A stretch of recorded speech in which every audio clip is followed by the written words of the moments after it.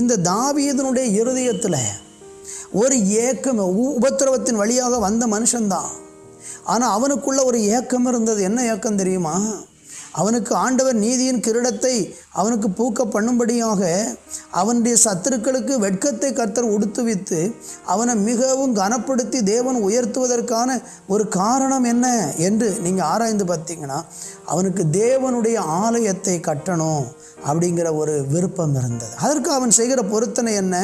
என் வீடாகிய கூடாரத்தில் பிரவேசிக்க மாட்டேன், என் படுக்கையாக கட்டிலின் மேலும் ஏற மாட்டேன். அப்படின்னா ஒரு ராஜாவாக தாவீது இருக்கும்போது அவனுடைய ஏக்கம் எப்படி இருந்திருக்கிறது?